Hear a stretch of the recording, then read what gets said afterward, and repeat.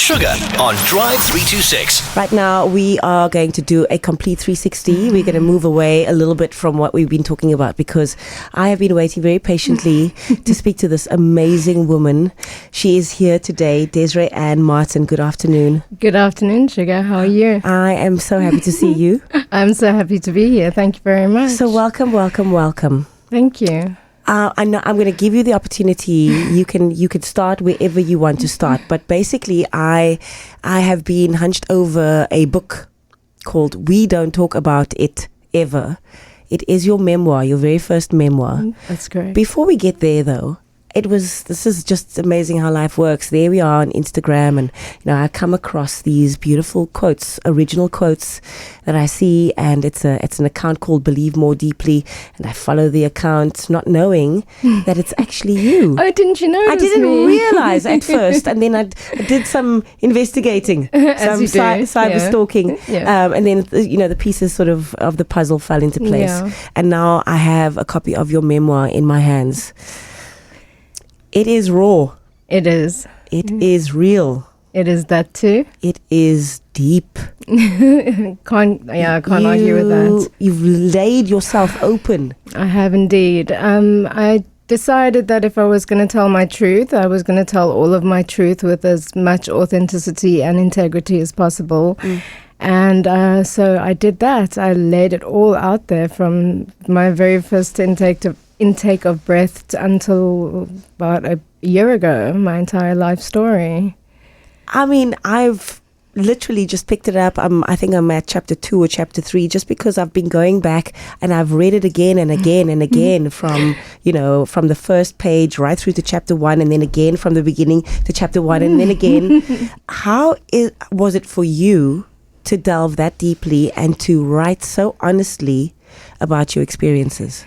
It was in turns very painful and in turns very cathartic. The process, I think, had to happen in order for me to heal. It was a healing journey.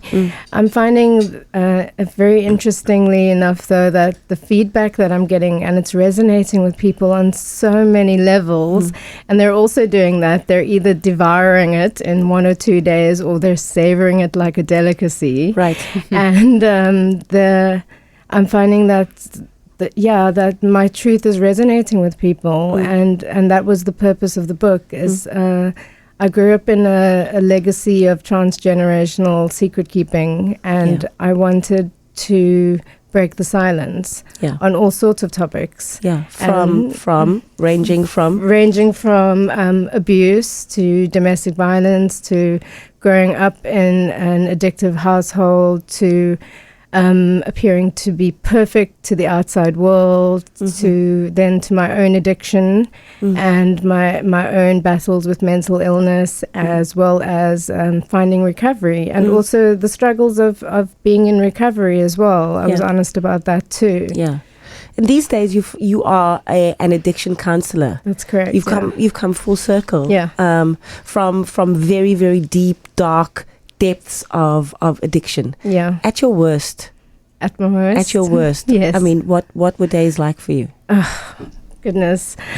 My rock bottom, people always talk about a rock bottom, but I bottomed out for over a period of a year, and that included everything from crime to eventually actually becoming a sex worker and exchanging sex for drugs, which I write about in the book as well. Yeah. And that was particularly hard to write about, but that is my story.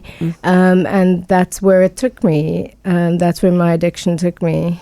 So for those of you, you need to get the book. I'm not going to go through it chapter by chapter because you need to go and you need to get this book. You need to read it because it certainly does deal with quite a few already. I mean, there's some topics there that have jumped out at me, and questioning everything from identity, gender identity, racial identity, cultural identity. Yes. Finding oneself living this side of the mountain, maybe going to school on the other side of the mountain, interacting with different cultures and everything, and perhaps living one life that side and coming back and living another life this side. And that's exactly what I did. It was like I would be a particular person at home, and as soon as I got out of the car at school, I would change, and I'd morph myself into what I thought people wanted me to be in order to be accepted. And that was a pattern that followed me my whole life. So I do deal with that as well. The struggle of growing up in, not that I was in the struggle, but the struggle of growing up in 1980s apartheid South Africa, and also having to deal with that kind of identity issues and wanting to be something that was purported to be perfect on the TV, even though the TV was embargoed. But wanting to be something that I wasn't, and not being comfortable with who I was. Yeah, I mean, down from the Kathy and Mark books, Kathy, perfect red dress, the hair that doesn't move. And Mark's run. They're always running, but Kathy hair doesn't move. To growing up in southern suburbs, that coming with what everything that it came with as well. Yeah. Sure. Desiree-Anne Martin is our very special guest. She's written a really gripping memoir. It's called We Don't Talk About It Ever. As I said at the beginning of this chat, it is so real and so raw and so honest. May I ask you, what has been the reaction of your family to the book? Some members of my family are not wanting to read the book. First of all, because I don't think they want to see themselves in the light that I've kind of portrayed them. And I have explained to them that it's no reflection on our relationship now, but that was my perspective growing up. So that was my truth. And other people are pretending that the book hasn't happened at all. They're just kind of carrying on like nothing's going on. And that's just a continuation of the secret keeping, let's pretend that this big thing hasn't happened. And I've gone against the unspoken rules of the family, and I've aired the dirty laundry, so to speak. So from my family's perspective, even though they've been supportive, there's also some things in the book that I don't want, say, my mom and my dad to read, because I don't want them to get hurt, not because of the way that they're portrayed, but because I don't want them to read about certain things that have happened to me in my life. Yes. And they don't know about it yet? And then they don't know about it, yeah. And what do you think their reaction would be if they had to know? Because, I mean, how would you know, for example, that they haven't picked it up and they haven't read everything? Because I've asked them. Okay. I actually had a very interesting conversation with my dad, and I said, you have a choice. You can do this, but this is what the book is actually about. So you do have a choice in whether you want to read it or not. And he chose not to. Right. Okay. And I think that was kind of a self-protective factor that was involved in that. But if they were to pick it up, I think they'd be quite shocked, quite horrified, a little bit traumatized, like some of the reader feedback that I've had. But also, even though all those horrendous things happened to me or happened around me in my life, ultimately I'd like to believe that the book is a story about hope.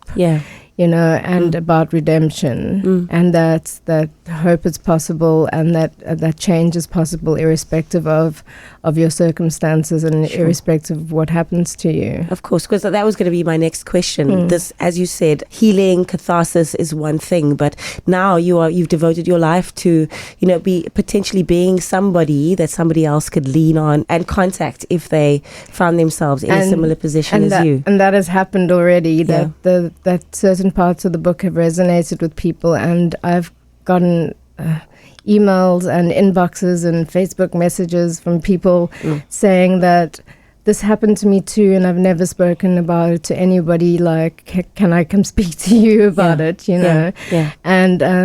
And that's an amazing response for me, that my truth allows people to speak their truth. Absolutely. Absolutely. I couldn't ask for a better outcome than to allow somebody to actually connect with what's really going on for them and wanting to speak their truth. I think that's come out a lot during this Women's Month. More women coming out to support other women, not knowing what other women have been through in their lives, judging them. We talk about it a lot on the show. You never know what somebody else is going through. Absolutely. But it goes, gives somebody else hope. It makes them think, oh, wow. if I can be, or if she can be as courageous as that, maybe I can be too, and I can start being who I'm really meant to be, because now we build up these walls, all of these things have happened, it's all secret, we hide it away under layers and layers of stuff, we don't deal with it. Absolutely. And also it doesn't have to be like on a grand public scale that I did my revelation on. It's just like when people have approached me, even just asking for help and are saying that, yes, I'm struggling with this too, that's a huge step for anyone to take if they want to change something about themselves or their lives or their identity or what's defined them in their lives. Desiree-Anne Martin is here. Just one thing, and I'm going to let you know. In fact, Desiree is going to let you know where the book is available. People are wanting to know, where do I buy the book, Shugs? We're going to give you all the information. It's called We Don't Talk About It Ever. So from the beginning, when you say you struggle with identity, when I read part of first chapter or chapter 2, from the time when the doctor put your name on the birth certificate, it wasn't supposed to be Desiree-Anne. No, it wasn't. It was supposed to be something else. It was supposed to be something else entirely. Desiree-Anne.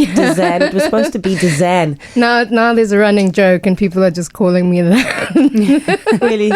People are just calling me that because they said, oh, that was your intended name. Yeah. So how does that make you, does it make you feel as if you haven't grown into your name? Do you identify with the other name or do you identify with this name? No, I feel I've fully grown into and owned who I am, including my name. You know, I'm married as well, but I've kept my maiden surname because that's my name and I wanted to keep it, and there's too much paperwork involved in changing it as well. All right. But yeah, I think I've grown into the fullest version of myself that I can be. You know, I really wanted to have an hour with you. I think an hour is needed. That. But where can people find your book? It is available nationwide at Exclusive Books, Reader's Warehouse, Bargain Books. It's also available online at Amazon and Loot and Take-A-Lot. So there is absolutely no reason why you shouldn't rush out and buy a copy. I love it. It's called We Don't Talk About It. Ever, Desiree-Anne Martin. I'm gripped. I'm totally in awe of you just really just opening yourself up the way that you have. Thank you so much. And I just want to wish you everything of the best for the future. I hope you won't be a stranger. I hope so us too. Here at Heart FM. Thank you so much. Desiree-Anne Martin, lovely to have you. Heard on Drive 326.